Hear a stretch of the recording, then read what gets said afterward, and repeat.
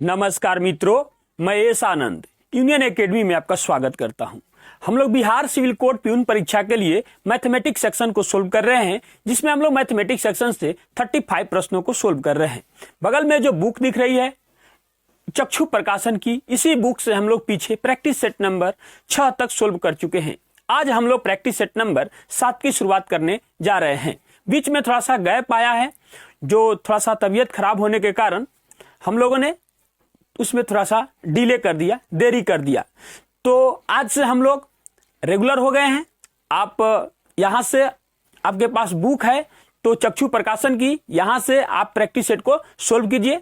और जहां पर जिस टॉपिक में भी अगर आपको प्रॉब्लम हो रहा है, आप कमेंट के माध्यम से आप हमें बताइए। मैं आपकी बातों को जहां से कहिएगा वहां से पूरी बताने की कोशिश करूंगा, समझाने का पूरा कोशिश करूंगा। तो चलिए इसी के साथ हम लोग आज प्रैक्टिस सेट नंबर 7 की शुरुआत करते हैं, जिसका पहला प्रश्न है 51 नंबर पर जो प्रश्न दिया गया है प्रैक्टिस सेट नंबर 7 में। जो प्रश्न कहता है, यदि 65 और 117 का मस 65m-117 के रूप में दर्शाने योग्य हो तो m का मान है। ध्यान से देखिएगा क्वेश्चन क्या कहता है।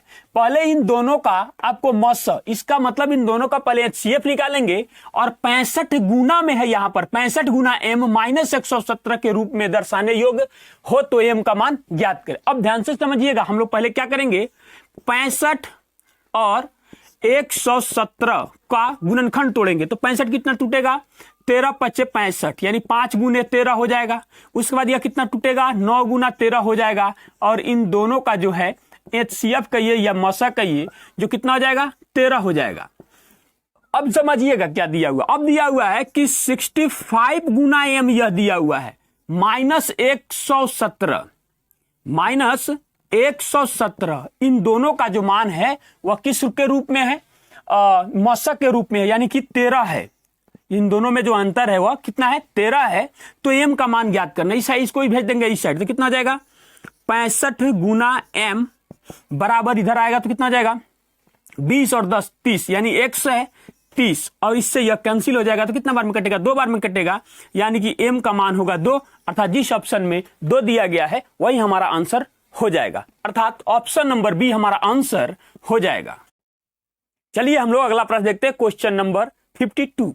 क्वेश्चन नंबर 52 में कहता है कि निम्नलिखित में से कौन सी सही बीजगणितीय सर्वसमीका है।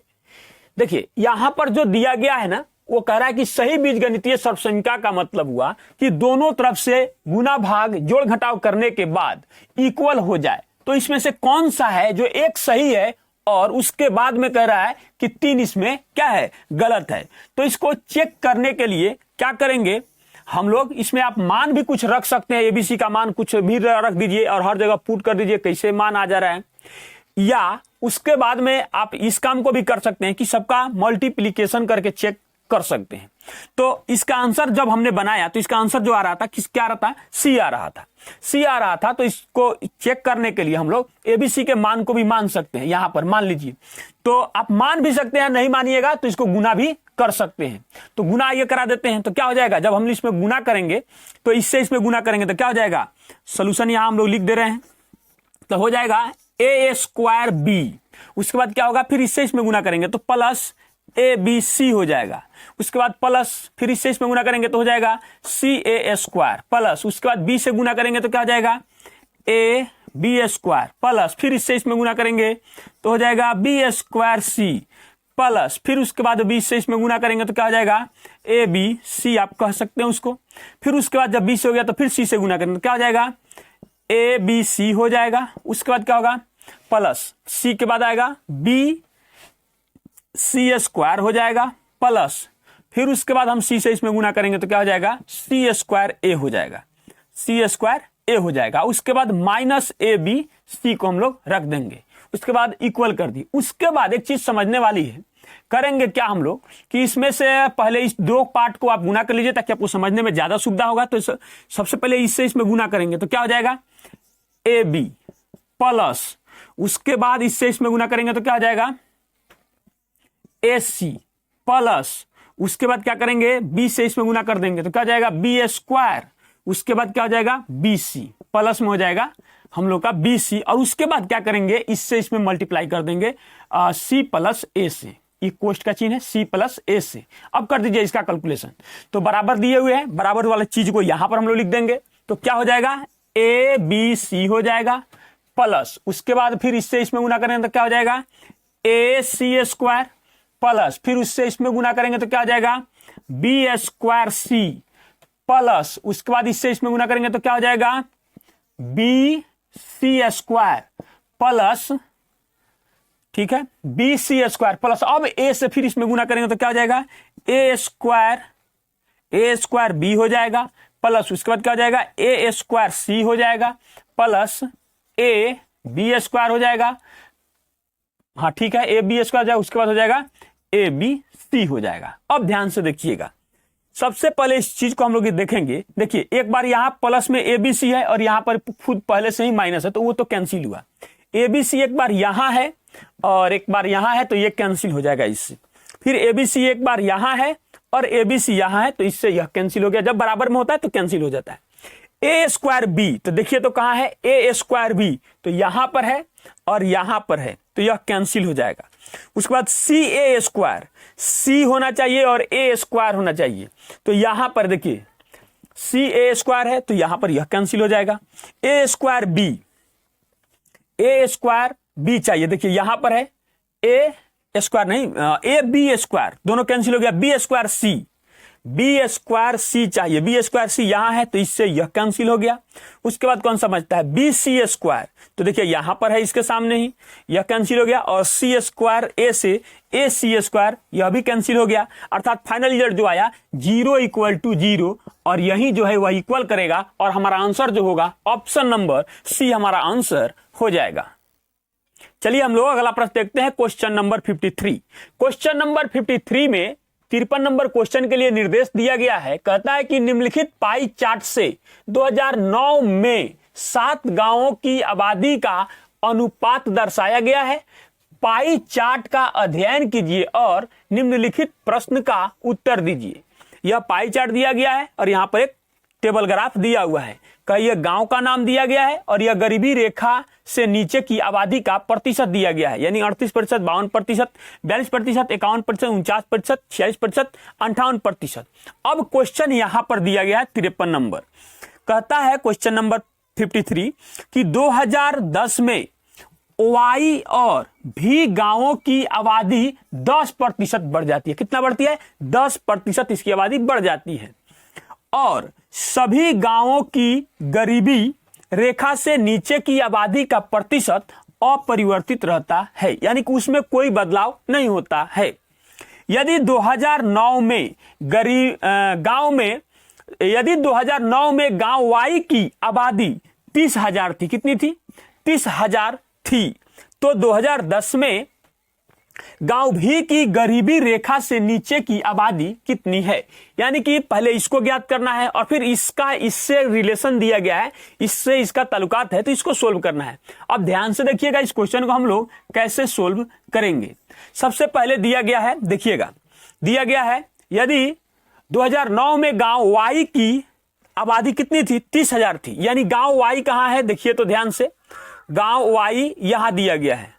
एक सेकंड रुक जाइएगा, यहां पर ये गड़बड़ हो गया है, इसमें भी होना चाहिए। एक जगह क्या होगा भी होगा, यहां जो होगा वह क्या होगा भी होगा, तो हाँ ठीक है यहां भी होगा। देखिए वाई का मान यहां दिया गया है, तो वाई का मान जो दिया गया है वह 15% दिया गया है, और इस 2009 में कितना 2009 में, और 15% का मान हम लोगों को कितना दिया हुआ है 30,000 दिया गया है। कितना दिया गया है 30,000 दिया गया है, तो 1% का मान कितना होगा 2,000 होगा। इसका मतलब गांव भी, ये वाई के बारे में चर्चा हो रहा है, ये वाई के बारे में चर्चा हो रहा है, तो डायरेक्ट लिख देते हैं कि 2009 में गांव भी, थोड़ा सा इसमें जगह की कमी है, 2009 में गांव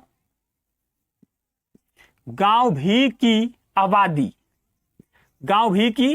आबादी बराबर। अब ध्यान से देखिएगा जब हमको मतलब 1% पता चल गया तो अब जितना का प्रतिशत हमसे पूछेगा हम उतना का निकाल सकते हैं। तो भी के बारे में हमसे पूछा जा रहा है, इसका मतलब यहां पर हम लोग को हो जाएगा, देखिए 1% बराबर कितना 2000, तो 10% इसकी आबादी थी, तो 10% का मान हम लोग के पास कितना आ जाएगा 20,000, 20,000 आ गया। अब समझिएगा ध्यान से, ये कब था 2009 में ऐसा कंडीशन था। अब जब 2010 में आया तो इस दोनों गांव की आबादी बढ़ी है, तो उससे हमको कोई मतलब नहीं है वाई से, क्योंकि फाइनली हमसे भी के बारे में पूछा गया है। तो अब 2010 में, क्यों कब 2010 में गांव भी की आबादी, गांव भी की आबादी कितनी हो जाएगी। अब देखिए यह 100% का काम करेगा, तो 100% बराबर कितना, 100% बराबर 20,000। तो देखिए दोनों गांव में वाई में भी और भी में भी 10% की आबादी में बढ़ोतरी हुई है, यानी 110%। तो 110% का मान कितना आ जाएगा, देखिए 2000 बढ़ेगा यानी कितना आ जाएगा 22,000, 22,000 हो गया। देखिए इतना शॉर्टकट लिखने का कारण है थोड़ा सा इसमें जगह की कमी है, इसलिए हम लोग ऐसे लिख रहे हैं। अब समझिएगा अब क्या बोला है, 2010 में गांव भी की गरीबी रेखा से नीचे की आबादी कितनी है, गरीबी रेखा से, तो भी में आइए, गरीबी रेखा से नीचे की आबादी कितनी है 58%। अब क्या करेंगे हम लोग यहां पर लिखेंगे, उतना लिखने की जरूरत भी नहीं है, डायरेक्ट लिख देते हैं गरीबी रेखा भी, गांव भी में, चाहे यहां लिख देते हैं गांव भी में गरीबी रेखा से नीचे की आबादी, इसकी नीचे की आबादी कितनी हो जाएगी 22,000, 22,000 गुने 58 बटा कितना हो जाएगा 100 हो जाएगा। 00 से 00 कैंसिल हो गया। उसके बाद हम लोग क्या करेंगे, डायरेक्ट यहां पर जीरो के बदले में डायरेक्ट यहां जीरो पहले लिख देंगे।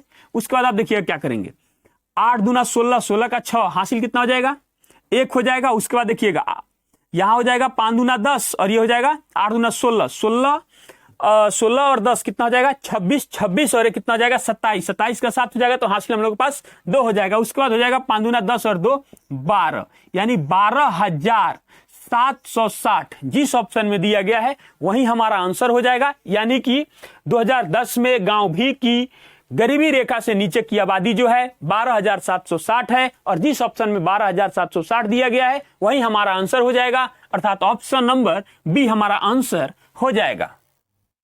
चलिए हम लोग अगला प्रश्न देखते हैं, क्वेश्चन नंबर 54। क्वेश्चन नंबर 54 में कहता है कि एक आयत और एक वर्ग के परिमाप बराबर हैं। वर्ग का परिमाप 96 सेमी या सीएम है और आयत की चौड़ाई वर्ग की भुजा से 4 सीएम कम है, तब आयत के क्षेत्रफल यानी कि वर्ग सेमी में का 2 गुना किसके बराबर है। बहुत आसान क्वेश्चन है, ध्यान से हम लोग समझेंगे, समझिएगा ध्यान से इस चीज को। यहां हमसे जो बात किया है किसके बारे में बात किया है, आयत के क्षेत्रफल के बारे में बात किया है। तो सबसे पहले जब हम लोग बना देंगे इसको बनाएंगे वर्ग। मान लीजिए कि यह वर्ग है, उतना बराबर नहीं है, तो क्या फर्क पड़ता है जब हम नाम रख दिए इसका वर्ग, और यहां हमारे पास हो जाएगा आयत। यह क्या है, यह हुआ आयत। दोनों का परिमाप बराबर है और वर्ग का परिमाप, देखिए तो हम जानते हैं कि वर्ग का परिमाप 4 गुने क्या होता है भुजा होता है, तो 96 हो जाएगा। तो कितना हो जाएगा, देखिए 4 दूना 8 और 4 चौका 16, यानी कितना बार में कटेगा 24 बार में कटेगा। अब समझिएगा थोड़ा ध्यान से इस चीज को, ये भी हो गया। अब इसके बारे में यहां पर जानकारी हम लोग ले लेते हैं। आयत का परिमाप क्या होता है 2 × L + B होता है, जिसका मान हमारे पास दिया हुआ है कितना 96 दिया हुआ है। जब हम लोग इससे काटेंगे तो L + B का मान हम लोग के सामने कितना आ जाएगा, देखिए 4 दूना 8 और 4 चौका कितना हो जाएगा 16 हो जाएगा। यहां पर आ गया 24 ही आ गया। अब समझिएगा ध्यान से, कहता है कि वर्ग, हाँ हो गया, आयत की चौड़ाई वर्ग की भुजा से 4 सीएम कम है। तो वर्ग की भुजा ये हुआ, इससे 4 सीएम कम है, इसका मतलब यह 20 है, यह भी 20 है। उसके बाद क्या करेंगे, इस मान को यहां लाकर हम लोग घटा देंगे। तो सॉरी यहां 4 ना होगा, 21 से काट दिए हो। जब इससे हम लोग काटेंगे इसको तो ध्यान से देखिएगा, यहां क्या हो जाएगा 2 से ना कट रहा है तो कितना हो जाएगा 4 दूना 8 और 8 होगा, सॉरी 8 हो जाएगा। अब देखिएगा ध्यान से, इस मान को यहां रखेंगे, चौड़ाई को यहां पर, तो ये इधर लाके जब घटा देंगे तो खाली एल का मान कितना आ जाएगा, 28 आ जाएगा। क्या आ जाएगा, यह भी 28 आ जाएगा और यह भी 28 आ जाएगा। अब समझिएगा, जब हमको लंबाई और चौड़ाई दोनों पता चल गया, अब क्या करेंगे, यहां पर एक बार लिख देते हैं, नहीं तो आपको लगेगा कि कैसे हो गया। तो 20, उसके बाद हो जाएगा 48, तो यह मान जाकर घटेगा, तो एल का मान हमारे पास कितना आ जाएगा, 28, यानी कि 20 cm आ जाएगा। अब समझिएगा, तब आयत के क्षेत्रफल का दुगुना, तो हम जानते हैं कि आयत का क्षेत्रफल बराबर होता है L इंटू बी, और इसका दुगुना करना है, तो बस हो गया। L का मान कितना दिया हुआ है 28, और इसका मान कितना दिया हुआ है 20, और इसी का दुगुना का बात किया तो 2 से गुना कर देंगे, तो कितना आ जाएगा, 2 दूना 4, पहले 0 रख दीजिए इसके बदले में, और 4 से इसमें गुना कीजिए, 8 चौका 32 का कितना हो जाएगा, 2 हासिल हो जाएगा हम लोग के पास 3, उसके बाद हो जाएगा यहां पर 4 आया था, 4 9 8 8 3 11, अर्थात जिस ऑप्शन में 1120 cm स्क्वायर का चर्चा किया गया है वही हमारा आंसर हो जाएगा, अर्थात ऑप्शन नंबर डी हमारा आंसर हो जाएगा। चलिए हम लोग अगला प्रश्न देखते हैं, क्वेश्चन नंबर 55। क्वेश्चन नंबर 55 में कहता है कि एक टंकी में 240 लीटर 128 मिलीलीटर दूध है, जिसको 16 जारों जो एक ही साइज के हैं में पूर्णतः भरा जा सकता है। ऐसे 22 जारों में कितना दूध होगा। बहुत आसान क्वेश्चन है, क्वेश्चन में कुछ नहीं है, एक बार भाग किया है और बाकी गुना कर देना है और मान को बदलना। अब ध्यान से समझिएगा करना क्या है। आप जानते हैं कि 240 लीटर में 1000 से गुना करेंगे तो यह मिलीलीटर में बदल जाएगा, और मिलीलीटर में 128 मिलीलीटर जोड़ेंगे तो यह कितना हो जाएगा, आप बताइए।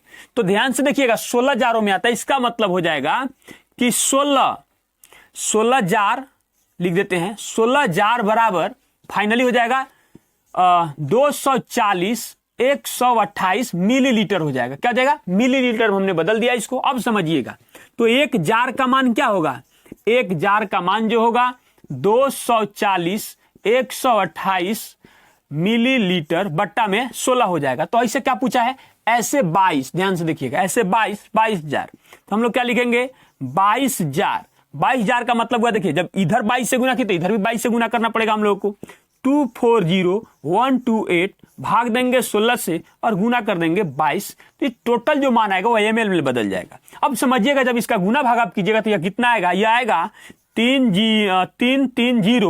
176 मिली आएगा। क्या आएगा, मिली आएगा। तो आप जानते हैं कि 1000 से भाग देंगे, 1000 से जब भाग देंगे तो ये क्या हो जाएगा, मिलीलीटर लीटर में बदल जाएगा। तो इसमें शेषफल जो आ रहा है वो मिलीलीटर हो जाएगा। जानते हैं कितना आएगा, यह आएगा 330 लीटर और 176 मिलीलीटर। अब जिस ऑप्शन में यह दिया गया है वही हमारा आंसर हो जाएगा। यहां पर आप थोड़ा सा कैलकुलेशन कर लीजिएगा, गुना भाग कर लीजिएगा, थोड़ा समय की बचत हो रही है यहां पर, इसलिए हमने ऐसे कर दिया। अर्थात जिस ऑप्शन में 330 लीटर 176 मिलीलीटर दिया गया है वही हमारा आंसर हो जाएगा। देखिए क्वेश्चन ऐसे घुमाया है, देखिए कुछ नहीं है, 16 जार बराबर इतना, फिर 1 जार बराबर इतना, तो क्या किए, यहाँ भाग दिए, फिर इसमें क्या किए, गुना कर दिए, और उसके बाद में मिलीलीटर को लीटर में बदल दिए। अर्थात ऑप्शन नंबर ए हमारा आंसर हो जाएगा। चलिए हम लोग अगला प्रश्न देखते हैं, क्वेश्चन नंबर 56। क्वेश्चन नंबर 56 बहुत आसान क्वेश्चन है, ध्यान से देखिएगा क्या कहता है। कहता है कि 19,009 भाग 11 और 9,090 भाग 11 से प्राप्त शेषफलों का गुणनफल है। यानी कि इस मान में 11 से भाग देंगे जो शेषफल प्राप्त होगा, और फिर इस मान में 11 से भाग देंगे जो शेषफल प्राप्त होगा, उन दोनों के शेषफल को क्या करना है, गुना कर देना है। तो क्या करेंगे, सबसे पहले तो भाग देंगे, तो भाग देंगे तो क्या हो जाएगा, 19,009 में 11 से भाग देंगे तो क्या जाएगा, 11 एकम 11, तो क्या आएगा, 8 आएगा, यह कैंसिल होगा, 0 होगा, 7 हो जाएगा, 11 7 77 हो जाएगा, यह कैंसिल होगा, 3 होगा। उसके बाद क्या आएगा, हम लोग के पास 0 आएगा, तो कितना जाएगा, 11 दूना 22 हो जाएगा, इसका मतलब यह कैंसिल होगा, यहाँ पर 8 हो जाएगा। उसके बाद यहाँ क्या आ जाएगा, 9 आएगा हम लोग के पास, तो कितना हो जाएगा, 9 आएगा, तो 11 8 88, कितना होगा, 11 8 88, तो शेषफल यहां पर कितना आ रहा है, 1 आ रहा है। अब रुक जाइए, अब फिर इसको भाग दीजिए, भाग देंगे 9,090 भाग 11, 11 8 88 हो जाएगा, तो यहां पर क्या आएगा, 2, यह कैंसिल हो जाएगा, यहां पर 9 आ जाएगा, 11 दूना क्या हो जाएगा, 22 हो जाएगा तो यह कैंसिल होगा, यहाँ पर 7 आएगा। उसके बाद एक 0 आ जाएगा तो क्या आ जाएगा, 11 6 66 हो जाएगा और शेषफल यहाँ पर आएगा 4। अब ध्यान से देखिए क्या बोला है, इन दोनों यानी कि शेषफलों का गुणनफल चाहिए। तो यहाँ पर शेषफल 1 प्राप्त हुआ है, यहाँ पर शेषफल 4 प्राप्त हुआ है, दोनों का गुणनफल कितना होगा, 4 होगा। अर्थात जिस ऑप्शन में 4 दिया गया है वही हमारा आंसर हो जाएगा, अर्थात ऑप्शन नंबर ए हमारा आंसर हो जाएगा। चलिए हम लोग अगला प्रश्न देखते हैं, क्वेश्चन नंबर 57। क्वेश्चन नंबर 57 यह ग्राफ से संबंधित क्वेश्चन दिया गया है। ध्यान से देखिएगा क्या कहता है क्वेश्चन दिया गया है, इसके बारे में निर्देश कहता है कि निम्नलिखित बार ग्राफ का अध्ययन करें और प्रश्न का उत्तर दें। बार ग्राफ में वर्ष 1975 से 1987 तक प्रतिशत में मुद्रास्फीति की वार्षिक दर प्रतिशत में दी गई है। उसके बाद यह ग्राफ दिया गया है, यह विश्व के बारे में बताया है, यह विकसित देश के बारे में बताया है, यह तीसरी दुनिया है, यह यूएसए है और यह यूके है। क्वेश्चन कहता है कि वर्ष 1975 से 1987 के बीच तीसरी दुनिया, किसके बारे में क्वेश्चन दिया गया, तीसरी दुनिया के देशों में मुद्रास्फीति की दर में लगभग कितनी वृद्धि हुई, यानी कितने प्रतिशत की वृद्धि हुई। तो तीसरी दुनिया हमारे सामने ये दिया गया है। देखिए बढ़ोतरी कितना हुआ है, 26 से 36 हो गया है, यानी कि हम लोग करेंगे क्या, देखिए हो जाएगा 36.2 माइनस हो जाएगा 26.6, उसके बाद भाग हो जाएगा, किससे कंपेयर करना है, 26.6 से ही कंपेयर करना है। उसके बाद हो जाएगा हम लोग के पास कितना, गुना हो जाएगा 100% हो जाएगा, क्या हो जाएगा 100% हो जाएगा। उसके बाद इसको हम लोग भाग देंगे, जब इसको घटाइएगा तो यह कितना आएगा, देखिए तो 12 में से 6 जाएगा तो क्या बचेगा, 6 हो जाएगा। यह बन गया हम लोग के पास 15, एक दहाई लेंगे तो 15 में से 6 जाएगा तो कितना हो जाएगा, 9 हो जाएगा और 2 से तो 2 कैंसिल हो गया और बट्टा हो जाएगा 26.6 गुना 100%। अब ध्यान से देखिएगा, यहां पर क्या करेंगे, इसको हटा देंगे। तो देखिए यहां पर थोड़ा सा भाग देने में हमको समय लगेगा, लेकिन अगर आप जब भाग दीजिएगा तो ये लगभग में आ जाएगा 36%।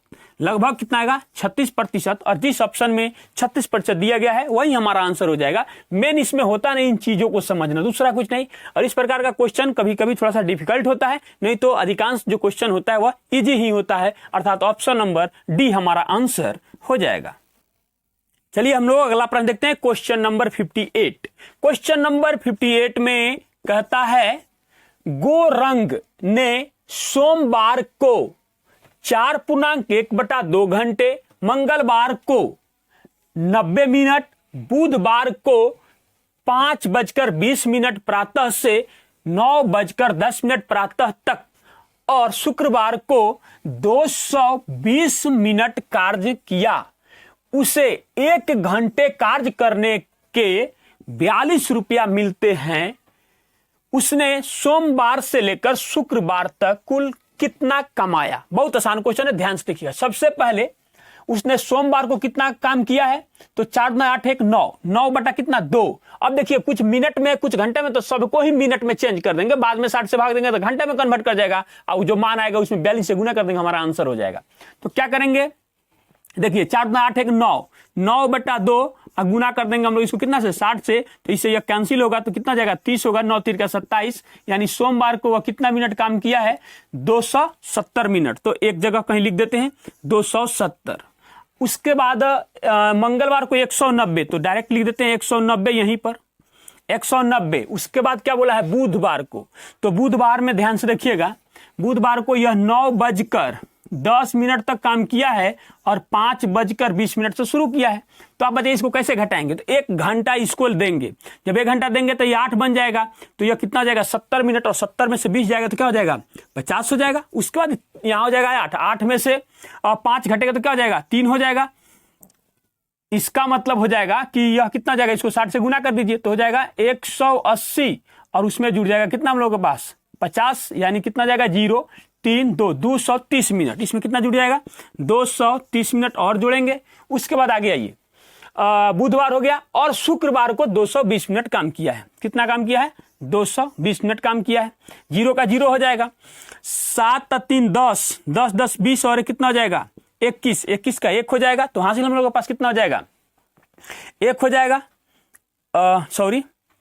10 और 10 20 और 1 21 2 हो जाएगा ना, 2 उसके बाद में कितना जाएगा 2 2 4 2 6 6 और 1 7 7 और 2 कितना जाएगा 9, यानी कि हो जाएगा हम लोग के पास 910 भाग देंगे इसको 60 से, तो यह किस चीज में कन्वर्ट कर गया, यह कन्वर्ट कर गया हम लोगों का घंटा में, और 1 घंटा का मूल्य कितना है 42 रुपया है, गुना कर देंगे 42 से। देखिए 0 से 0 कैंसिल, और इससे कटेगा कितना बार में कटेगा 7 बार में कटेगा, 7 का 7 हो जाएगा 9 7 63, यानी 637 रुपया हुआ कुल कमाया। जिस ऑप्शन में 637 रुपया दिया गया है वही हमारा आंसर हो जाएगा, अर्थात ऑप्शन नंबर डी हमारा आंसर हो जाएगा। चलिए हम लोग अगला प्रश्न देखते हैं, क्वेश्चन नंबर 59। क्वेश्चन नंबर 59 में कहता है एक युद्ध के दौरान एक देश की नौसेना ने 2x + 5y = 53 के रूप में आयताकार अक्षों पर दुश्मन पनडुब्बी के मार्ग को ट्रैक किया। उसी आयताकार अक्षों पर नेवी ने अपने विनाशक पनडुब्बी को 4x + 7y = 85 के रूप में इंगित मार्ग से दुश्मन पनडुब्बी पर हमला करने के लिए तय किया।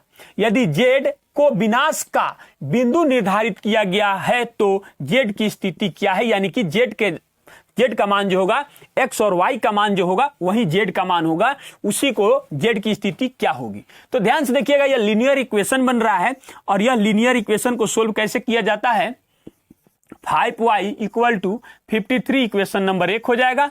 उसके बाद यह दिया हुआ है 4x + 7y = 85 इक्वेशन नंबर 2 हो जाएगा। इसमें किया जाता है, किसी एक को बराबर कर दीजिए, यानी बराबर करने के लिए इक्वेशन 1 को पूरे को 2 से गुना करेंगे और उसके बाद क्या करेंगे माइनस कर देंगे, इससे यह कैंसिल हो जाएगा।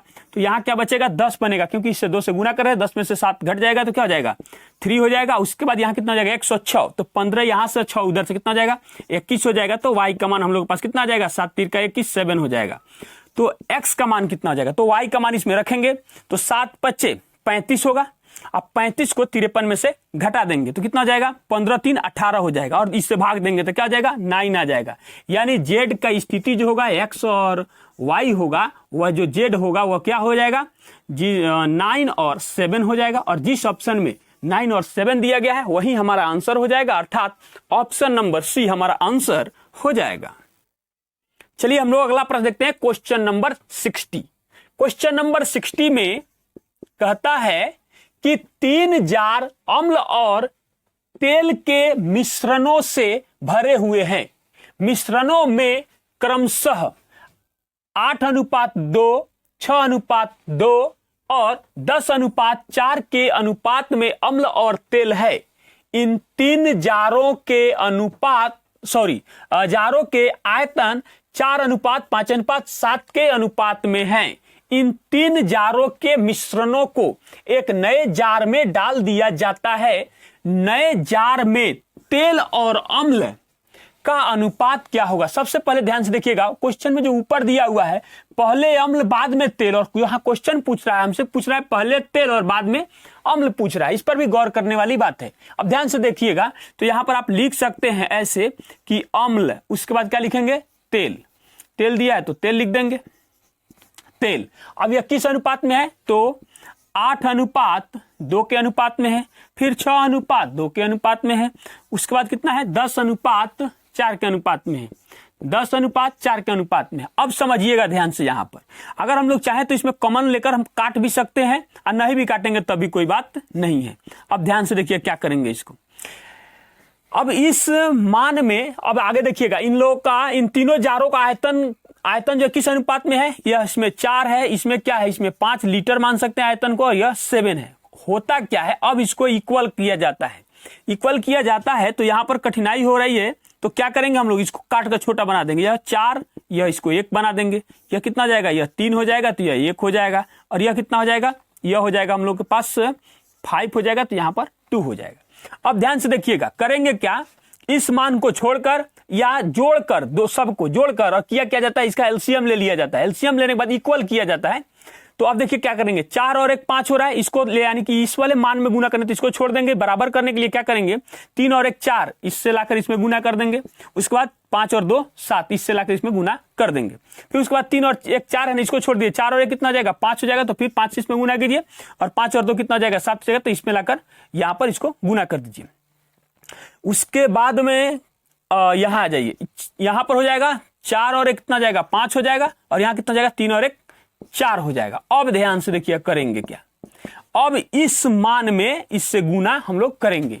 तो यहां पर जो मान है सब में 7 आया हुआ है, तो 7 तो आया है, तो सब में तो कैंसिल होगा ही होगा, बहुत अच्छी बात है, कैंसिल हो गया।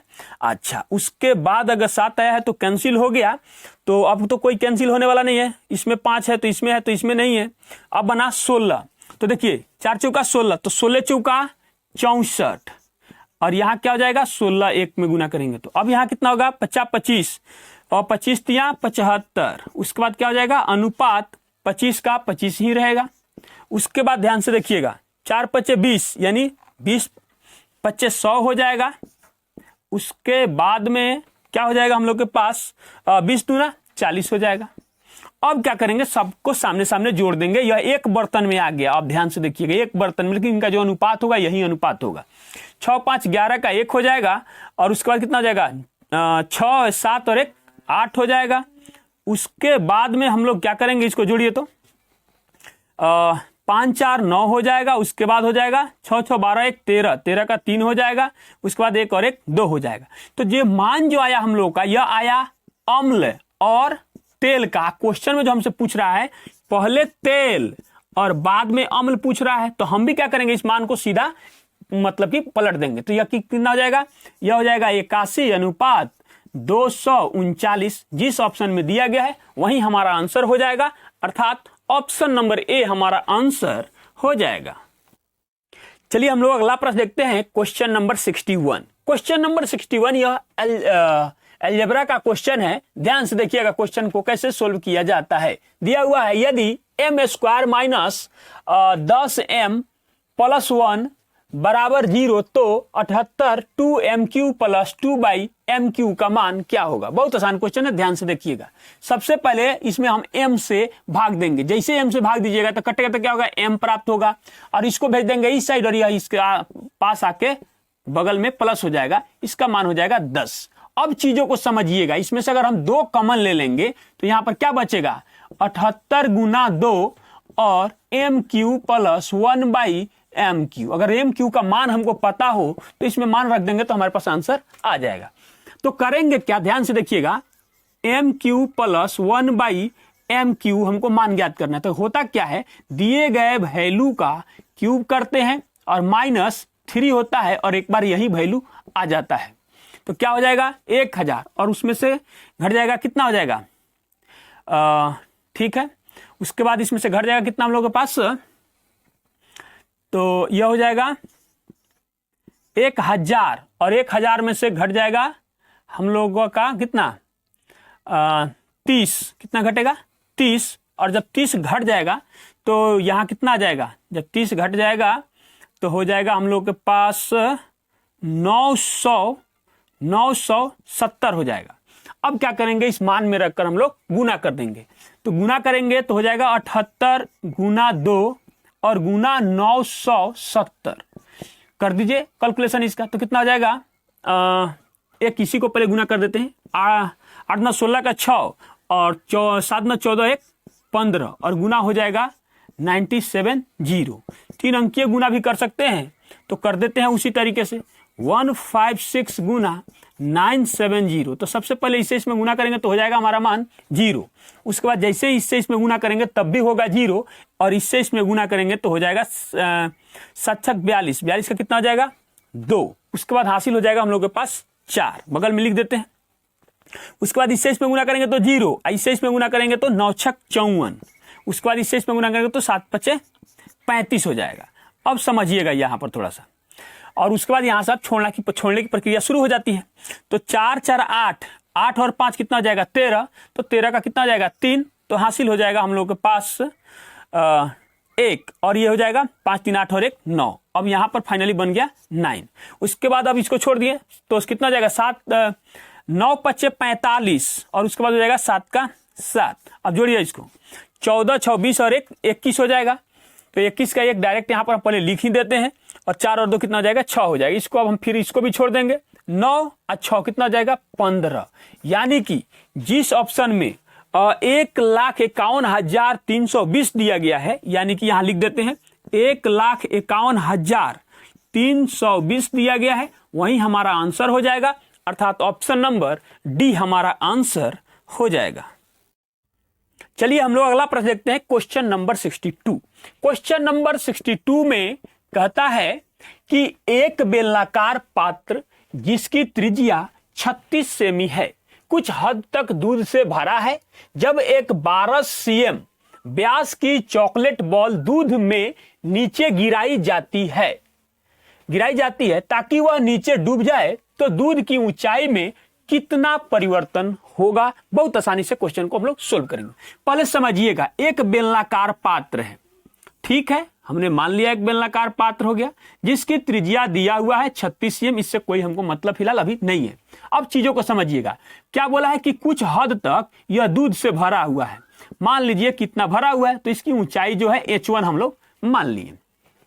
अब समझिएगा, एक चॉकलेट इसमें डुबाई जा रही है, गोलाकार का चॉकलेट है, यह चॉकलेट डुबाई जा रही है, तो इसकी जो ऊंचाई है, ऊंचाई में परिवर्तन आ गया, यहां से यहां तक में परिवर्तन आ गया और H2 बन गया। अब समझिएगा क्यों, क्योंकि जैसे ही चॉकलेट को डाले तो उसका जितना आयतन लिया उतना आयतन ऊपर उठ गया, बस यही दोनों है, तो दोनों का आयतन जो होगा वह बराबर हो जाएगा। तो यानी कि गोला का आयतन 4/3 पाई आर क्यू, और अब यहां देखिएगा बेलन का आयतन कितना होता है पाई आर स्क्वायर H2, यानी कि बड़े वाले मान में से बाकी को घटाएंगे, पाई आर स्क्वायर H1 हो जाएगा।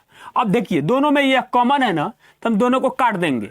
उसके बाद यहां पर देखिए 4/3 गुना, देखिए इसका व्यास दिया हुआ है तो त्रिज्या कितना हो जाएगा 6 हो जाएगा। उसके बाद ध्यान से देखिएगा, यहां पर दिया हुआ है 36, तो 36 दोनों में से कॉमन ले लेंगे तो 36 गुना 36 और H2 माइनस H1 कर देंगे। यही जो है ऊंचाई में परिवर्तन है। अब इसका मान हम लोग को निकाल लेना है। तो देखिए डबल 6 का मतलब 36 कैंसिल हमने कर दिया, फिर 6 से जब इसको काटे तो यहां पर क्या जाएगा 6 आएगा, इसको काटेंगे 2 से तो यहां पर 3 बनेगा, यह कटेगा तो यहां पर 2 हो जाएगा। अब इधर आके भाग होगा तो क्या जाएगा 2/9, यानी कि ऐसे लिख देते हैं H2 माइनस H1 का जो मान होगा वह 2/9 cm होगा, और जिस ऑप्शन में 2/9 cm दिया गया है वही हमारा आंसर हो जाएगा, अर्थात ऑप्शन नंबर सी हमारा आंसर हो जाएगा। चलिए हम लोग अगला प्रश्न देखते हैं, क्वेश्चन नंबर 63। क्वेश्चन नंबर 63 में कहता है, क्वेश्चन सिंप्लीफिकेशन का क्वेश्चन है, बहुत आसान क्वेश्चन है, ध्यान से देखिएगा। कहता है एक पार्क में मोर की संख्या का वर्ग खरगोश की संख्या के वर्ग से 56 अधिक है। यदि 4 खरगोश अधिक होते तो मोरों की संख्या खरगोश जितनी ही होती। पार्क में मोर और खरगोश की कुल संख्या कितनी है। बहुत आसान क्वेश्चन है, ध्यान से देखिएगा। मान लीजिए कि मोर की संख्या बराबर x मान लेंगे, और ताकि कैलकुलेशन करने में आसानी होगी, और खरगोश बराबर हमने y मान लिया। अब समझिएगा, मोर की संख्या का वर्ग, तो मोर की संख्या का वर्ग हमने कर दिया, खरगोश की संख्या के वर्ग से 56 अधिक है। यह 56 अधिक है, यह ज्यादा है, इसमें से आप चाहेंगे तो ऐसे घटा देंगे और कर देंगे y स्क्वायर, यानी खरगोश के स्क्वायर। तो आप ध्यान से देखिएगा, इसको भेज देंगे इस साइड, तो क्या हो जाएगा x square minus y square equal to 56। Equation number इसको 1 हम लोग कह सकते हैं। अब समझिएगा, फिर आगे बढ़ते हैं।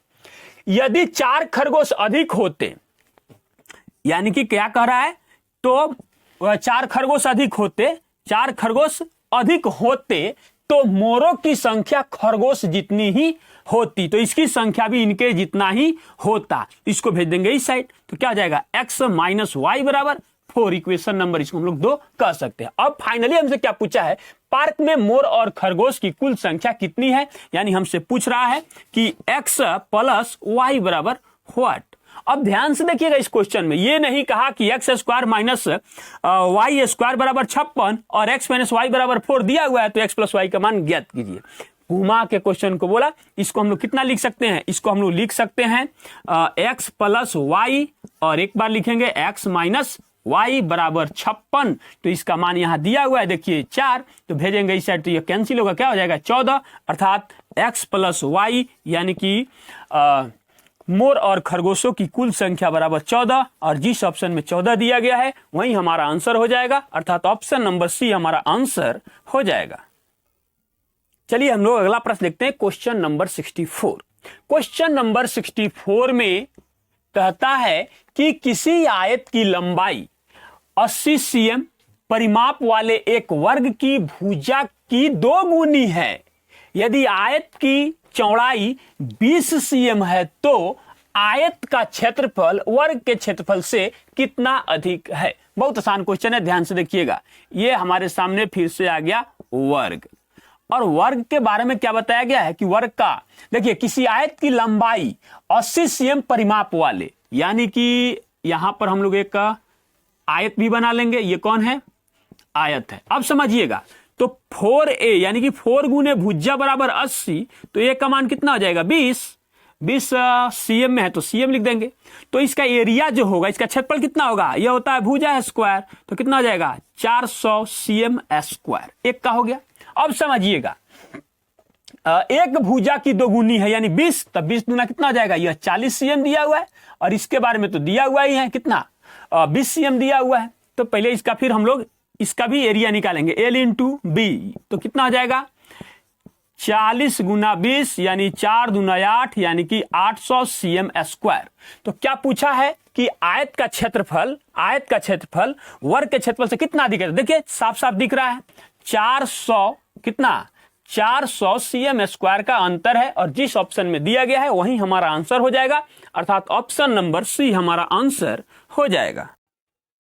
चलिए हम लोग अगला प्रश्न देखते हैं, क्वेश्चन नंबर 65। क्वेश्चन नंबर 65 में कहता है कि 4 किलोमीटर प्रति घंटे की गति से चलते हुए व्यक्ति को 70 मीटर अर्ध व्यास के वृत्ताकार बाग के 2 चक्कर लगाने में कितना समय लगेगा। बहुत आसान क्वेश्चन है, ध्यान से देखिएगा। वृत्ताकार बाग बोला है, वृत्ताकार, और इसकी अर्ध व्यास का मतलब ही हुआ त्रिज्या, रेडियस। तो इसका आर का मान दिया हुआ है हमको कितना 70 मीटर, और जो व्यक्ति है उसका चाल जो दिया हुआ है, स्पीड जो हम दिया हुआ है कितना दिया हुआ है 4 किलोमीटर प्रति घंटा दिया हुआ है, और हमसे टाइम के बारे में पूछ रहा है कि टाइम कितना लगेगा व्हाट। जब यह एक चक्कर लगाएगा इसका अर्थ होता है कि 2 पाई आर लगाएगा, तो 2 गुने 22/7, और 2 चक्कर लगाने के लिए कहा है तो इसको क्या करेंगे 2 से गुना कर देंगे, गुना 70 गुना 2 कर देंगे। जब इसको इससे काटेंगे तो यहां बनेगा अभी 10, तो हो जाएगा अभी कितना 880 मीटर। अब ध्यान से समझिएगा, हम जानते हैं कि दूरी बराबर चाल गुने समय होता है, तो चाल गुना समय बराबर दूरी, तो कितना हो जाएगा 880 भाग कितना से देना होगा 1000 से। क्यों, क्योंकि इसको जब हम मीटर में है और भाग दिए तो यह किलोमीटर में बदल गया, इससे यह कैंसिल हो जाएगा। 4 से काटेंगे तो यह 22 होगा, यह 11 होगा, और यहां कितना जाएगा 50 हो जाएगा, यानी टी बराबर 11/50, 11/50 कितना आ गया आवर में बदल आ गया, कितना किस चीज में आ गया आवर में आ गया। तो अब इसको क्या करेंगे हम लोग गुना कर देंगे 60 से, तो किस चीज में बदल जाएगा मिनट में बदल गया, यानी हो जाएगा टी का मान 660 बट्टा कितना 50, इससे इसको कैंसिल कर देंगे। जब कैंसिल कर देंगे तो टी का मान क्या हो जाएगा 13 पचे 65, 13 मिनट। उसके बाद ध्यान से देखिएगा, बचेगा 1/5 मिनट को 60 से जब गुना कीजिएगा तो इससे कैंसिल होगा तो 12 होगा, यानी 13 मिनट 12 सेकेंड होगा, और जिस ऑप्शन में 13 मिनट 12 सेकेंड दिया गया है वही हमारा आंसर हो जाएगा, अर्थात ऑप्शन नंबर बी हमारा आंसर हो जाएगा। चलिए हम लोग अगला प्रश्न देखते हैं, क्वेश्चन नंबर 66। क्वेश्चन नंबर 66 में कहता है कि एक गैरीसन में 1000 सैनिकों के लिए 1 महीने का भोजन था। 10 दिन के बाद 1000 अतिरिक्त सैनिक गैरीसन में शामिल हुए। बचे हुए भोजन से सैनिक कितने दिन कार्य चला सकेंगे। बहुत आसान क्वेश्चन है, ध्यान से समझिएगा। कह रहा है कि एक गैरीसन में 1000 सैनिकों के लिए 1 माह मतलब 30 दिनों का भोजन था। तो कह रहा है कि 10 दिनों तक 1000 सैनिकों ने अपना भोजन किया, उसके बाद 1000 अतिरिक्त सैनिक आ गए, तो 1000 और 1000 कितना हो जाएगा 2000 गुना पता नहीं यह भोजन अब कितने दिनों तक चलेगा। तो ध्यान से देखिएगा 30 और यहां से 30 कैंसिल हो गया, ये इधर आके घटेगा तो क्या बचेगा, बचेगा यहां पर 20 और इधर आकर 2 से भाग दे देंगे तो बच जाएगा 10, यानी x बराबर कितना दिन हो जाएगा 10 दिन, और जिस ऑप्शन में 10 दिन दिया गया है वही हमारा आंसर हो जाएगा, अर्थात ऑप्शन नंबर डी हमारा आंसर हो जाएगा। चलिए हम लोग अगला प्रश्न देखते हैं, क्वेश्चन नंबर 67। क्वेश्चन नंबर 67 में कहता है कि संख्याओं 6, 7, 15 तथा 17 में प्रत्येक में कौन सी संख्या जोड़ने पर परिणामी संख्याएं समानुपाती हो जाएगी, यानी कि समान अनुपात में हो जाएगी। बहुत आसान क्वेश्चन है, 6 + x बटा 7 + x इक्वल टू 15 + x बटा 17 + x हो जाएगा। अब बताइए कि इसमें से कौन सा, इस प्रकार के क्वेश्चन को आप हमेशा कोशिश कीजिए कि बाई ऑप्शन बनाइए, किस मान को उठा कर रखिएगा कि समान अनुपात में होने का मतलब इधर जो मान आ रहा है वही मान इधर भी हो जाए। तो ऑप्शन डी को उठाइए, रखेंगे 3 तो कितना हो जाएगा 6 3 9 और बटा कितना जाएगा 7 3 10, इसमें भी रखेंगे तो यह हो जाएगा 18, यह बन जाएगा 20, काट के देखिए यह बन गया 9, यह बन गया 10, तो आ गया दोनों तरफ 9/10 और गुना भी करा दीजिएगा तो 90, इधर भी 90, अर्थात जो इक्वल कर दिया समान अनुपात में ला दिया वही हमारा आंसर हो जाएगा, अर्थात ऑप्शन नंबर डी हमारा आंसर हो जाएगा। चलिए हम लोग अगला प्रश्न देखते हैं, क्वेश्चन नंबर 68। क्वेश्चन नंबर 68 में कहता है कि 5 क्रमागत संख्याओं का औसत x है, यदि अगली 2 संख्याएं मिला ली जाए तो औसत में क्या परिवर्तन होगा। बहुत आसान क्वेश्चन है, ध्यान समझिएगा। सबसे पहले औसत का मतलब होता है बीच का, तो यह बीच वाली संख्या हो गई, इससे पीछे हटेंगे, फिर इससे एक पीछे हटेंगे तो 3 आगे बढ़ेंगे तो x + 1 और फिर हो जाएगा x + 2। इनका जब आप औसत ज्ञात कीजिएगा तो आपको x प्राप्त होगा। लेकिन क्या बोला, अगली 2 संख्या मिला ली जाए, तो अगली 2 संख्या होगी x + 3, x + 4। क्यों क्रमागत कहा गया है, अब समझिएगा, सबों को जोड़िए, जैसे ही आप जोड़िएगा तो 7x प्राप्त होगा, 1 2 3 4 5 6 7, 7x प्लस, अब समझिएगा जैसे ही जोड़ेंगे तो 2 माइनस में है, 2 प्लस में कैंसिल, +1 काम खत्म हो गया, 4 और 3 कितना हो जाएगा 7 हो जाएगा। आप जानते हैं कि औसत ज्ञात करने के लिए आंकड़ों का योग बटा आंकड़ों की संख्या, तो इसकी संख्या अब कितनी बन गई है 7, आज जैसे ही इसमें भाग दीजिएगा तो आपको प्राप्त होगा x + 1। क्यों, 7 से 7 कैंसिल और फिर 7 से कटेगा तो यहां पर 1 आएगा।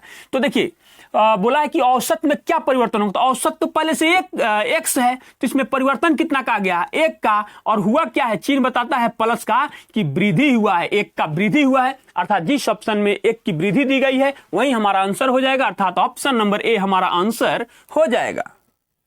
चलिए हम लोग अगला प्रश्न देखते हैं, क्वेश्चन नंबर 69। क्वेश्चन नंबर 69 में कहता है कि किसी धन का 10% वार्षिक दर से 3 वर्ष का चक्रवृद्धि ब्याज 331 रुपया है, तो वह धन कितना है। बहुत आसान क्वेश्चन है, मैं कई बार बता चुका हूं, अब ध्यान से देखिएगा।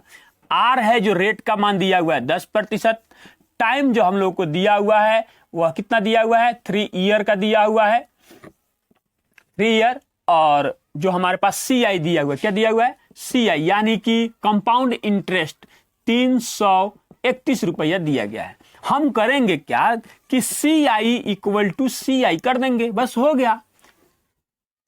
अब ध्यान से देखिएगा, जब यह रेट ये है तो मैं बार बार बता चुका हूं कि A + B + A × B बटा आप 100 का जब प्रयोग कीजिएगा कितना बार 3 बार, जब जो टाइम दिया हुआ है 3 बार, तो इस रेट को 3 बार यूज करना है। तो एक बार लिखेंगे 10 + 10 तो 2 यूज हो गया, यानी 10 10 और 10 को पकड़ना है, तो इसका पकड़ेंगे, इसका जो मान फाइनली 1 बन के आएगा ना, मतलब एकल मान, उस मान को फिर इसके साथ पकड़ना है। तो 10 × 10 और बटा कितना हो जाएगा 100। अगर आपको याद है तो और अच्छी बात है, ये आएगा 21%। अब इन दोनों को पकड़ेंगे एक साथ, 21 + 10 + 21 गुना 10 और बटा हो जाएगा 100। इससे यह कैंसिल होगा, 2.1 के बाद यहाँ पर दशमलव आ जाएगा, तो इसका जो मान हम लोग को प्राप्त होगा वह कितना प्राप्त होगा, 31 और 2 कितना हो जाएगा, 33.1%। तो प्रतिशत में CI 33.1% इक्वल टू कितना, 331 रुपया के बराबर है। तो 331 से 331 खत्म हो गया, और यह जो है इधर चला जाएगा दशमलव के बदले में, तो इधर 10 बन जाएगा, यानी 1%, यानी कि 1% बराबर 10 रुपया। तो हमारे पास हो जाएगा कि 100% बराबर कितना रुपया, तो 100% इधर जब 100 से गुना इधर भी कर देंगे 100 से गुना, तो कितना हो जाएगा 1000, और जिस ऑप्शन में 1000 रुपया दिया गया है वही हमारा आंसर हो जाएगा, अर्थात ऑप्शन नंबर बी हमारा आंसर हो जाएगा। चलिए हम लोग अगला प्रश्न देखते हैं, क्वेश्चन नंबर 70। क्वेश्चन नंबर 70 में कहता है कि एक व्यक्ति 20 वस्तुएं 1 रुपये की कीमत पर बेचने पर 20% लाभ प्राप्त कर लेता है, तदनुसार उसके द्वारा 1 रुपये में खरीदी गई वस्तुओं की संख्या कितनी थी। बहुत आसान क्वेश्चन है, ध्यान से देखिएगा। 20% लाभ हुआ है, यानी 120% का जो मान है 1 रुपया में कितना वस्तु बेचता है, 20 वस्तु। याद रहे हमेशा मैं जो लिखता हूं ऊपर रुपया और नीचे वस्तु, जो भी कटिंग करने के बाद मान आएगा नीचे हमेशा वस्तु ही रहेगा। तो खरीदी गई यानी हमसे CP पूछ रहा है, यानी 100% बराबर व्हाट, तो 100% का मान कितना हो जाएगा, 1/20। इधर गुना में है तो इधर क्या आ जाएगा, भाग हो जाएगा, और जो गुना हुआ है इधर भी गुना हो जाएगा, 100/120 बन जाएगा। इससे जब इसको काटेंगे तो यहां पर 5 होगा, इससे काटेंगे तो कितना हो जाएगा, 24 हो जाएगा। यानी कि 1/24 का अर्थ हुआ कि 1 रुपया में उसने कितनी वस्तुएं खरीदी है, तो 24 वस्तुएं खरीदी है, और जिस ऑप्शन में 24 दिया गया है वही हमारा आंसर हो जाएगा, अर्थात ऑप्शन नंबर बी हमारा आंसर हो जाएगा। चलिए हम लोग अगला प्रश्न देखते हैं, क्वेश्चन नंबर 71। क्वेश्चन नंबर 71 में कहता है कि एक संख्या के 67% और 43% के बीच का अंतर 912 है।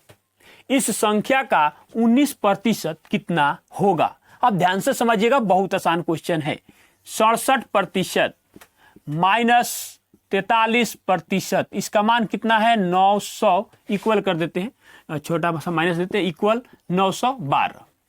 अब घटाइए, इसमें से कितना आएगा, 7 में से 3 जाएगा तो 4 हो जाएगा, उसके बाद यहां कितना हो जाएगा, 2 हो जाएगा, यानी 24% का मान 912 है। तो हमसे 19% का मान पूछा गया है, तो 19% बराबर हो जाएगा 912 भाग 24 और गुना हो जाएगा कितना, 19।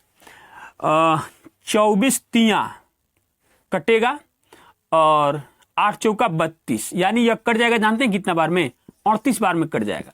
तो 38 से इसमें गुना करेंगे तो 19 अट्ठे कितना होता है, 19 अट्ठे 152, तो कितना हो जाएगा, 2 हो जाएगा।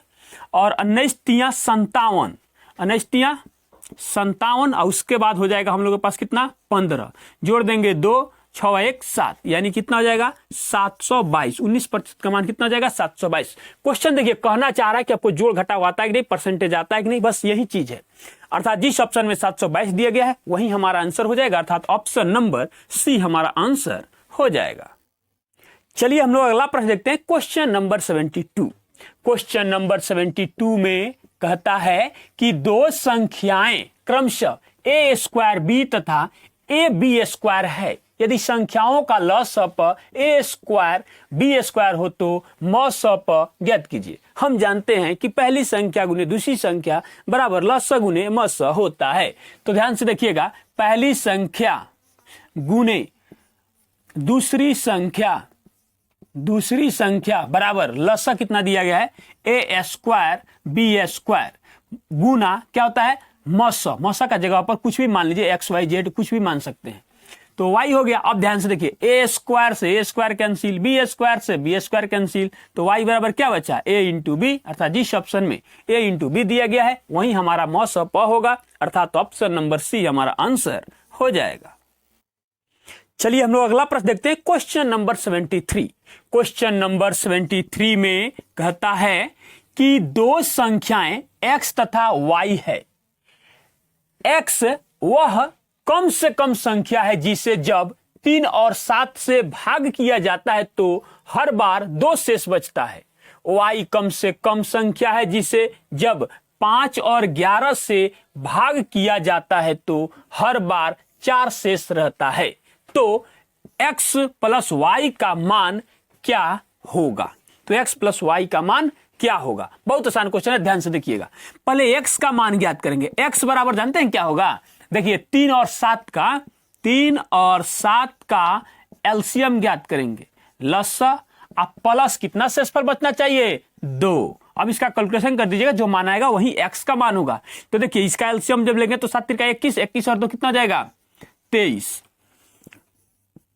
y बराबर क्या होगा?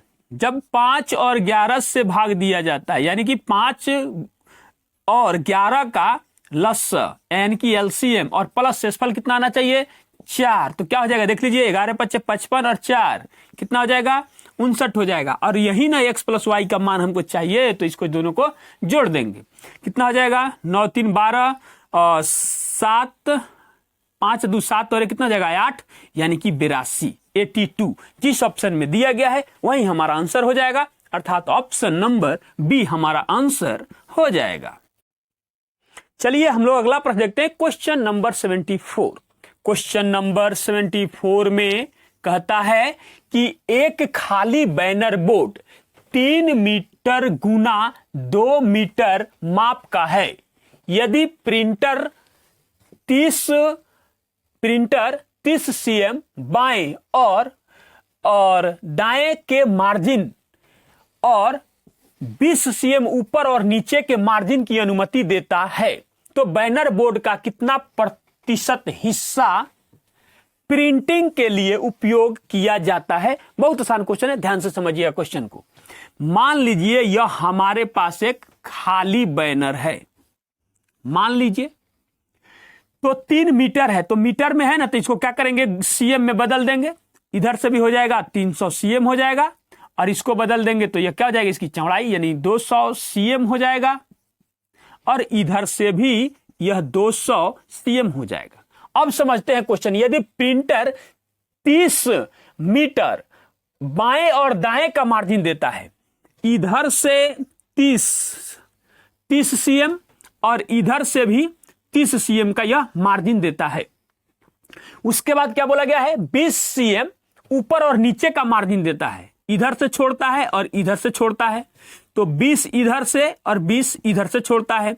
तो अब जो बैनर बन रहा है वो इस तरीके का बन रहा है।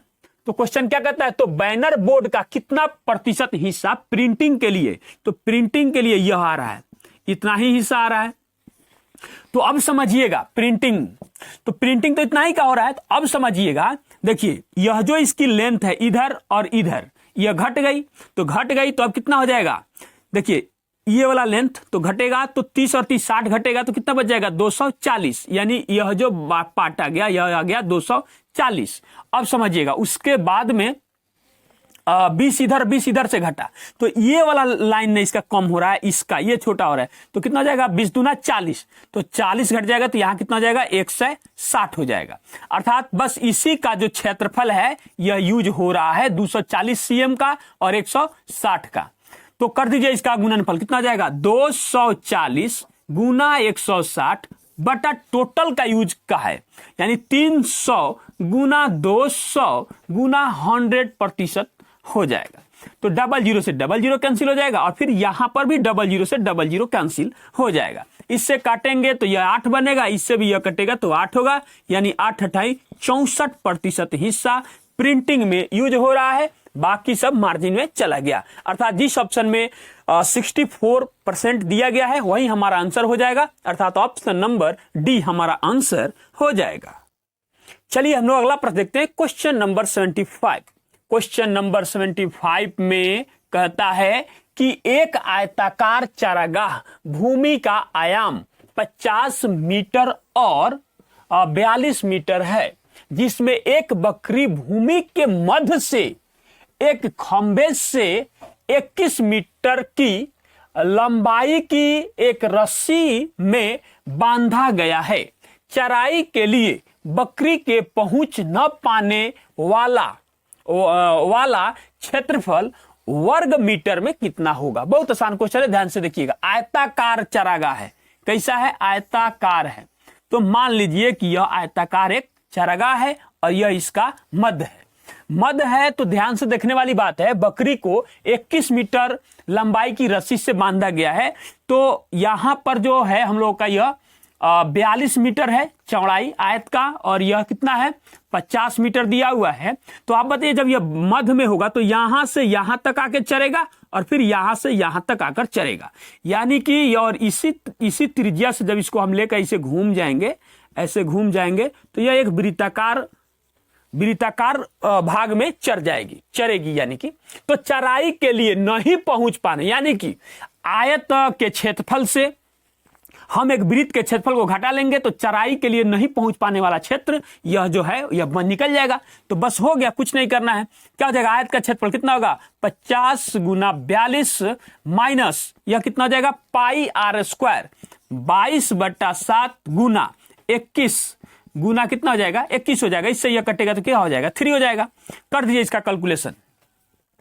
0 का 0, 5 दूना 10 का 0, हासिल 1, और हो जाएगा 5 चुका 20 और कितना हो जाएगा 21, और माइनस हो जाएगा। यहां पर कितना हो जाएगा, 21 तिया 63, 63 और 63 दूना कर दीजिए। 63 दूना कितना हो जाएगा, 6 126, और इसको 11 से गुना करना है। तो 11 से गुना करेंगे तो 6 का 6 हो जाएगा, फिर कितना जाएगा, 6 2 8 हो जाएगा, 2 और 1 कितना जाएगा, 3 हो जाएगा, और उसके बाद 1 का 1 हो जाएगा। अब घटा दीजिए इसको, घटाएंगे 10 में से 6 जाएगा तो 4 हो जाएगा। उसके बाद ध्यान से देखिएगा, आगे तो घटाना ही नहीं है, ऑप्शन में मिल गया हमको, लेकिन घटा लेते हैं। ऑप्शन में जरूर ध्यान दिया जाता है, कॉम्पिटिटिव स्टूडेंट का ये सबसे बड़ा फैक्टर होता है कि जैसे ही मिला आगे बस कैलकुलेशन करके आगे निकल गए। तो यहाँ कितना जाएगा 9, और 9 से 8 जाएगा तो क्या जाएगा 1 हो जाएगा। उसके बाद यहां बना हुआ है 0, तो यह कितना बन जाएगा 10, और 10 में से 3 जाएगा तो 7, यह बन गया 1, और 1 में से 1 गया, यानी कि 714 मीटर स्क्वायर में वह चराई नहीं कर पाएगी, अर्थात ऑप्शन नंबर सी हमारा आंसर हो जाएगा। चलिए हम लोग अगला प्रश्न देखते हैं, क्वेश्चन नंबर 76। क्वेश्चन नंबर 76 बहुत ही आसान क्वेश्चन है, सिंप्लीफिकेशन का क्वेश्चन है। ध्यान से देखिएगा, एक ही लाइन में इसको हम लोग सोल्व कर लेंगे। हम लोग जानते हैं कि सबसे पहले कि बार ब्रैकेट की क्रिया करते हैं, उसके बाद में अगर उससे पहले का है तो का की क्रिया करेंगे, उसके बाद में भाग की क्रिया करेंगे, उसके बाद गुना की क्रिया करेंगे। तो यहां पर सबसे पहले इसी की क्रिया करेंगे। तो जैसे ही इसमें भाग देंगे, देखिए इससे कटेगा तो कितना जाएगा 7 हो जाएगा, यानी 7 गुना 7 प्लस 3 ऊपर बचेगा, और भाग में आ जाइए। तो यहां पर जैसे ही भाग देंगे हम लोग तो क्या बचेगा, यहां हो जाएगा हम लोग पास 2, और 2 दूना 4 हो जाएगा, यानी 2 गुने 2 लिख दिए एक बार। तो 7 7 49, और ये कितना हो जाएगा 52, और भाग हो जाएगा 4, यानी फाइनल रिजल्ट कितना 13 चौका 52, अर्थात जिस ऑप्शन में 13 दिया गया है वही हमारा आंसर हो जाएगा, अर्थात ऑप्शन नंबर ए हमारा आंसर हो जाएगा। चलिए हम लोग अगला प्रश्न देखते हैं, क्वेश्चन नंबर 77। क्वेश्चन नंबर 77 यह फिर से सिंप्लीफिकेशन का क्वेश्चन है, और सबसे आसान क्वेश्चन भी मुझे लग रहा है, और बहुत ही आसान है। ध्यान से देखिए कैसे सोल्व हम लोग करेंगे। तो ध्यान से देखिएगा, इसका मतलब हुआ 9 9 8 72, यानी इसका रिजल्ट यहां तक में 8 आ गया, और 2 का स्क्वायर मतलब 4, फाइनल रिजल्ट 12। जिस ऑप्शन में 12 दिया गया है वही हमारा आंसर हो जाएगा, अर्थात ऑप्शन नंबर डी हमारा आंसर हो जाएगा। चलिए हम लोग अगला प्रश्न देखते हैं, क्वेश्चन नंबर 78। क्वेश्चन नंबर 78 में कहता है कि निम्न में से किस विकल्प में भिन्न आरोही क्रम में है, भिन्न आरोही क्रम में। आरोही का मतलब हुआ बढ़ते, और बढ़ते का मतलब हुआ पहले सबसे छोटा चाहिए। किसी भी एक ऑप्शन को उठा के यहां पर हम रख देंगे। मान लीजिए ऑप्शन ए में दिए गए मान को हम यहां पर रख लेंगे, और इसी से क्रॉस मल्टीप्लीकेशन हो या भाग विधि हो, उसी के सहारे हम इसको चेक कर लेंगे, और चेक करने के बाद हमें पता चल जाएगा जिस ऑप्शन में यह सूटेबल बैठेगा वही हमारा आंसर हो जाएगा। अब ध्यान से देखिएगा, इसको मल्टीप्लाई करा दीजिए। जब इन दोनों में पहले कंपेयर करेंगे तो क्या हो जाएगा, 14 एकम 14, 14 का 4 तो हासिल 1 हो जाएगा, 14 दूना 28, और ये कितना हो जाएगा 29 हो जाएगा। इसमें गुना कराइए, 15 9 135, तो 5 हो जाएगा, तो हासिल 13 हो गया, और 15 और 13 जोड़ेंगे तो कितना हो जाएगा 28 होगा, 285 हो जाएगा। कितना होगा 285 हो जाएगा। उसके बाद में जब हम इन दोनों में कंपेयर किए तो यह छोटा निकला और यह बड़ा हो गया, यानी कि इसको अब छोड़ेंगे। अब इन दोनों में चेक करेंगे कि कौन सा मतलब आ रहा है क्या छोटा। तो कितना हो जाएगा 15, 15 तियां 45 का 5 हो जाएगा, और हासिल हम लोग के पास कितना हो जाएगा, हासिल हम लोग के पास हो जाएगा 4। अब 15 न 30 और 4 कितना हो जाएगा 34। अब फिर इन दोनों में कंपेयर करा दीजिए, तो यह कितना हो जाएगा, यह हो जाएगा 350। कितना होगा 350। जब इन दोनों में हम कंपेयर किए तो कौन छोटा सामने निकल के आया, यह। और जब इन दोनों में हम लोग कंपेयर किए तो छोटा निकला यह, यानी यह जाएगा 1 नंबर पर, यह जाएगा दूसरे नंबर पर, और यह जाएगा तीसरे नंबर पर। अब जिसमें दिया गया है वही हमारा आंसर हो जाएगा। देखिए बी नंबर में 1 नंबर, उसके बाद ये दूसरे नंबर, और ये चला गया तीसरे नंबर, अर्थात ऑप्शन नंबर बी हमारा आंसर हो जाएगा। चलिए हम लोग अगला प्रश्न देखते हैं, क्वेश्चन नंबर 79। क्वेश्चन नंबर 79 में कहता है कि निम्न में से किसमें करनी अवरोही क्रम में है, करनी अवरोही क्रम में है। इसमें भी वही क्रिया करेंगे, जो इच्छा हो उसको आप एक बार रख दीजिए उस ऑप्शन को और उसको सोल्व कर लीजिए। आइए ऑप्शन नंबर बी को यहां पर हम रख देते हैं। तो मान लीजिए ऑप्शन नंबर बी में दिया हुआ है 200 का छठा मूल, उसके बाद में 6 का वर्गमूल और 15 का घन मूल दिया हुआ है। इसको कैसे सोल्व किया जाता है ध्यान से देखिएगा। 200 का 200, और इसको कितना लिख सकते हैं 1/6 इसका पावर, इसको कितना लिख सकते हैं 6 का पावर 1/2, इसका अर्थ ही होता है 1/2, इसका अर्थ हो जाएगा 15 का पावर 1/3।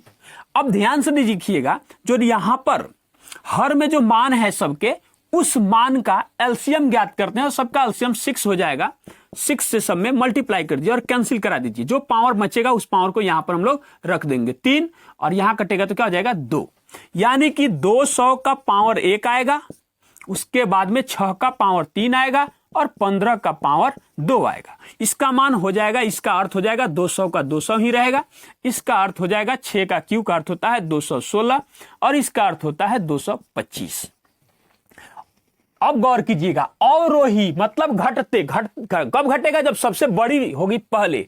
तो सबसे बड़ा आया 1 नंबर, ये आया दूसरे नंबर पर, और ये आया तीसरे नंबर। इसका मतलब हुआ कि इसका मान जो है ये 1 नंबर पर होना चाहिए। 1 नंबर पर ये किस में है ध्यान से देखिए, यहां 1 नंबर और 1 नंबर 2 नंबर, यानी 2 जगह पर ए और डी में भी है। उसके बाद ये दूसरे नंबर पर √6 तो यहां पर है, यानी कि ऑप्शन नंबर ए हमारा आंसर हो जाएगा, अर्थात ऑप्शन नंबर ए हमारा आंसर हो जाएगा। चलिए हम लोग अगला प्रश्न देखते हैं, क्वेश्चन नंबर 80। क्वेश्चन नंबर 80 बहुत आसान क्वेश्चन है, ध्यान से देखिए क्या कहता है। कहता है कि जब एक पेन 5 रुपया में बेचा जाता है तब 2 रुपये का मुनाफा होता है। यदि वही पेन 10 रुपया में बेचा जाता है तब कितना मुनाफा होगा। प्रतिशत का भी बात नहीं किया, सीधा मुनाफा पूछ रहा है। आप बताइए कि 5 रुपया में किसी चीज को बेच के 2 रुपया मुनाफा कमा रहे हैं, इसका मतलब आप उसको 3 रुपया में खरीदे हैं, 3 रुपया में खरीदे हैं, अब उसको 10 रुपया में बेच दिए तो आपको मुनाफा कितना हो रहा है 7 रुपया का। इसमें तो कुछ सोल्व करना ही नहीं है, अर्थात ऑप्शन नंबर सी हमारा आंसर हो जाएगा। चलिए हम लोग अगला प्रश्न देखते हैं, क्वेश्चन नंबर 81। क्वेश्चन नंबर 81 में कहता है कि एक त्रिभुज का क्षेत्रफल 8 वर्ग मीटर है, यदि उसका आधार 5 सेमी है तो उसकी ऊंचाई ज्ञात कीजिए। बहुत आसान क्वेश्चन है, ध्यान से देखिएगा। यहां पर भी अगर होगा यह सेमी में ही होगा, ध्यान से देखिएगा। यह क्या होगा, यह भी सेमी में ही होगा, वर्ग सेमी होगा। अब समझते हैं, यहां पर हम जानते हैं कि त्रिभुज का क्षेत्रफल बराबर आधार गुने 1/2 गुने आधार, आधार गुना ऊंचाई होता है, तो कितना हो जाएगा 8 हो जाएगा। उसके बाद में अब जैसे ही इसको इधर भेजेंगे तो क्या हो जाएगा, हमको 8 दूना 16, अब भाग जाएगा 5, तो ऊपर भी 2 से गुना नीचे भी 2 से गुना, यानी कि एच का मान 16 दूना 32 3.2 सीएम हो जाएगा। और जिस ऑप्शन में 3.2 सीएम दिया गया है वही हमारा आंसर हो जाएगा, अर्थात ऑप्शन नंबर बी हमारा आंसर हो जाएगा। चलिए हम लोग अगला प्रश्न देखते हैं, क्वेश्चन नंबर 82। क्वेश्चन नंबर 82 बहुत आसान क्वेश्चन है, ध्यान से अगर देखिएगा तो एक ही लाइन में सुन। 2 गोलों के घनफलों का आयतन 27:8 है, उनके पृष्ठीय क्षेत्रफल के बीच का अनुपात क्या होगा। तो आप बताइए कि गोला का आयतन क्या होता है 4/3 और πr³ होता है।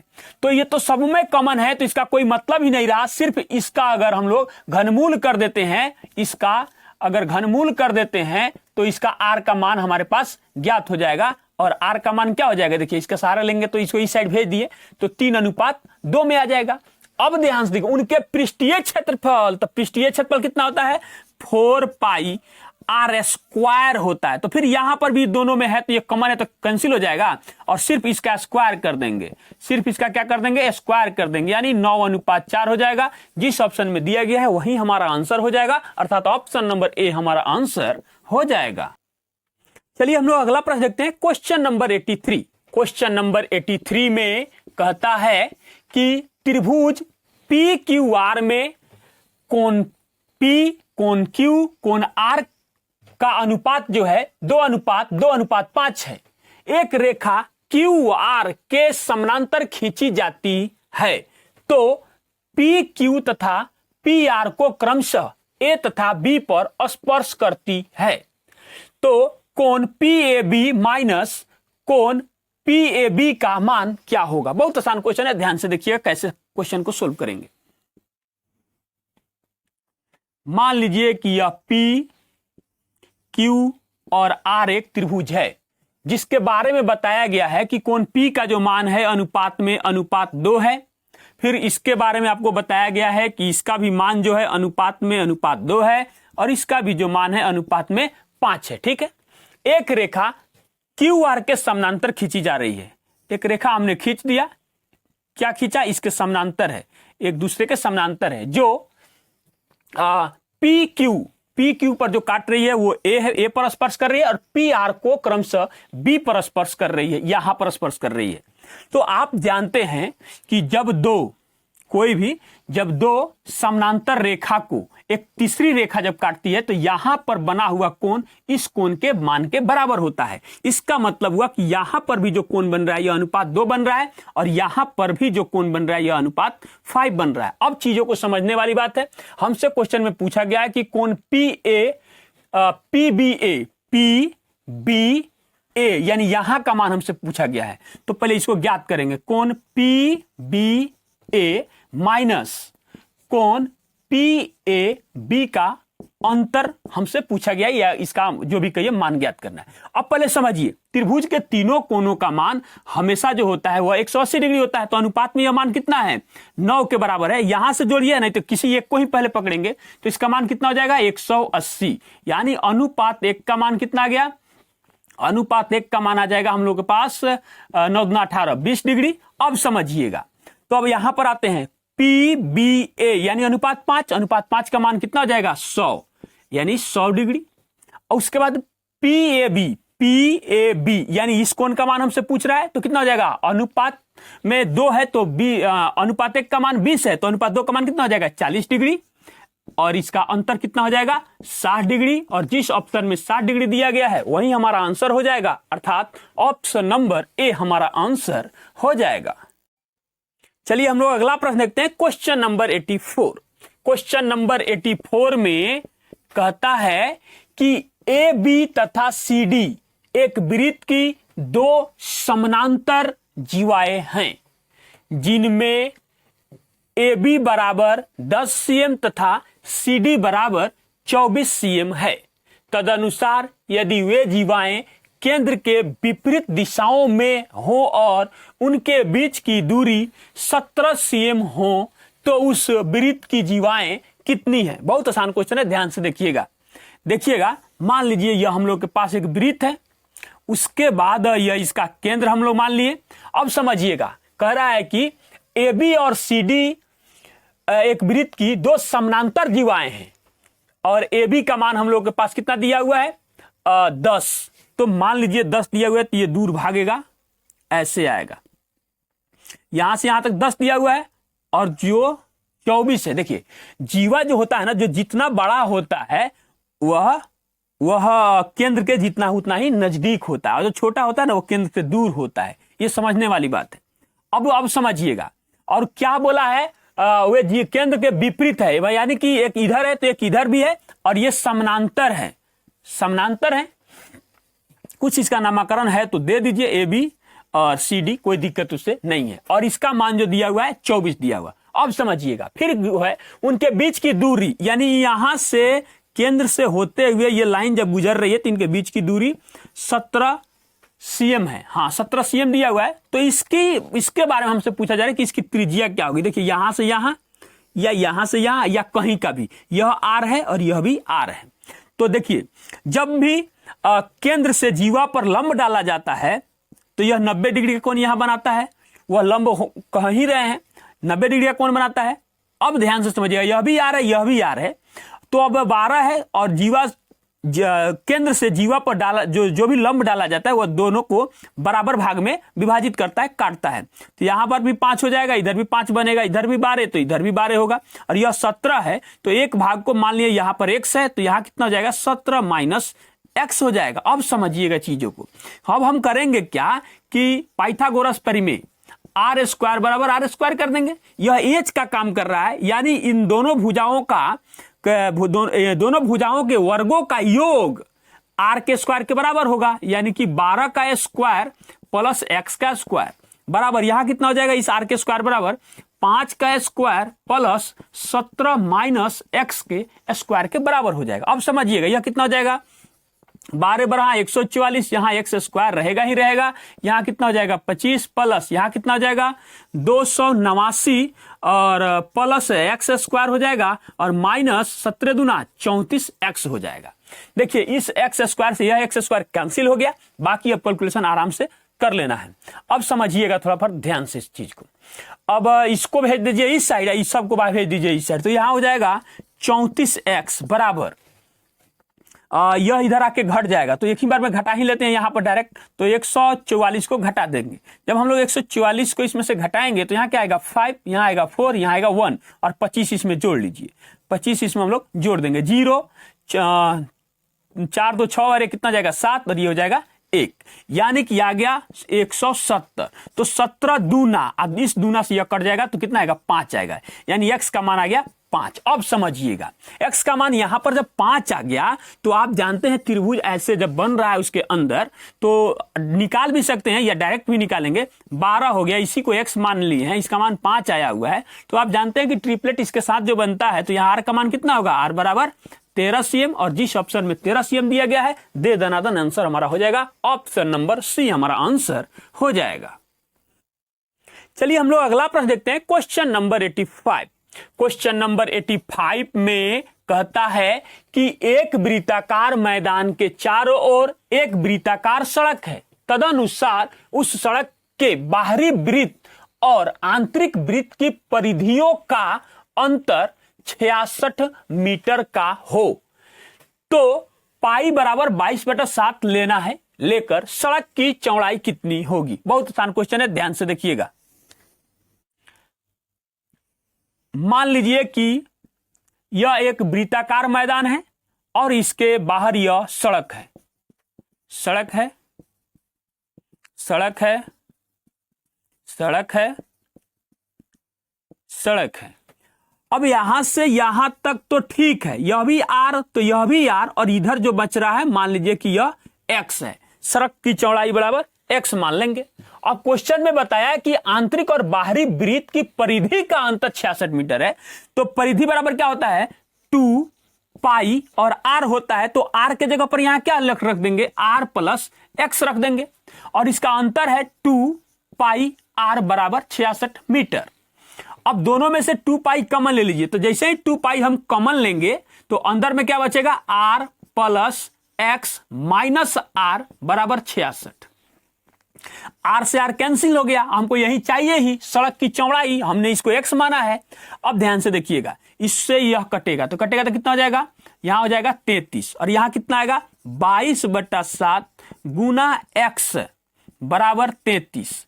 तो ध्यान से देखिएगा, तो यह कटेगा तो यह 11 3 33 होगा और यह कितना हो जाएगा 11 दूना 22 हो जाएगा, यानी x बराबर 7 3 का 21/2, यानी कि x बराबर कटेगा तो 10.5 मीटर हो जाएगा, यानी सड़क की चौड़ाई बराबर 10.5 मीटर। जिस ऑप्शन में दिया गया है वही हमारा आंसर हो जाएगा, अर्थात ऑप्शन नंबर ए हमारा आंसर हो जाएगा। आज के लिए बस इतना ही, मिलते हैं एक और 72 क्लास में, तब तक के लिए धन्यवाद।